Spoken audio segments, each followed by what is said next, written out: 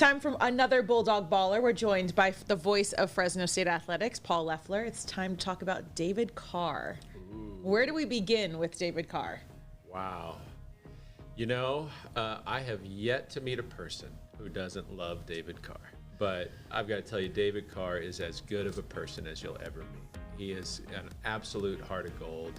He's never asking for attention, but when it comes his way, he's as gracious and genuine as you could ever be.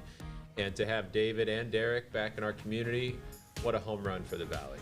His first start ever, I'm sure you've heard this story, at Ohio State. I think the Dogs turned the ball over 5 times that day. They got slaughtered in the horseshoe. And so fans are, oh, this Carr guy's not good enough, whatever, right? And then they lose a close game at UCLA and the pressure's mounting. But by the middle of that year, you saw this guy's got a special arm. He's also very tough. He's a great leader. And the team got end of that year, his junior year, first year as a starter, after he redshirted the year before. They're playing in this bowl game and they're down by what, 30-something points at halftime, and he goes into beast mode and they almost won the game. At that point, people said, okay, David Carr is a senior, he's going to be something special. But even then, I don't think any of us knew how special that senior year was going to be. What would you say is your most memorable David Carr memory on the field? Is it coming back at the bowl game, or is it during his senior season?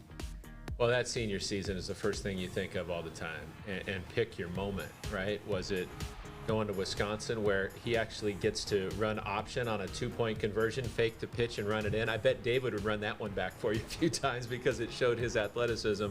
Was it the Oregon State game where, I mean, Rodney Wright and Bernard Berrien are making great catches? His throw to Bernard in the corner for the touchdown where Bernard catches it, slides onto his backside and kind of spins around, and you see that smile on his face. That's one I can see in my mind over and over and over again. To see the goalposts come down at the end of that night, the biggest crowd that stadium's ever seen, what David Carr and that team gave to the Valley that year, I don't think you can put a price tag on.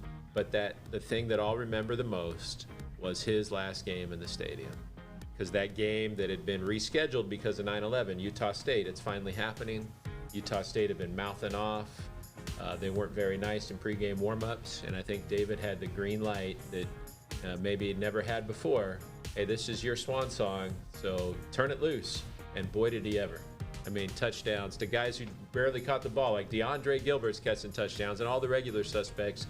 And at the end of the day, you're looking at video game numbers and just a perfect memory to cap his career. And that was the day that right after that game, he and his wife Melody and their little son Austin and this little brother with a backwards cap, whose voice hadn't changed yet, named Derek, they came in our TV studio to talk about the season and his Heisman campaign.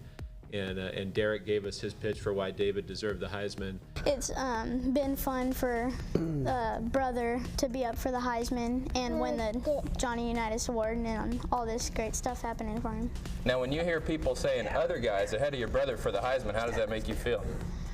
It's just, you know that it's not true, and you know that they can't make the throws your brother can, and you know that, well, he's just the best quarterback in the nation, and that's just a great thing to know. He's my biggest fan, so I mean, I'm gonna stick with him. Because who, after that moment, wants to go into a TV studio and listen to his little brother? But that's the kind of people, the Carr family, you know, that's who they are. And to have, again, David and Derek back in our community now, I just have to imagine there are going to be some great things to come for Fresno and the Valley.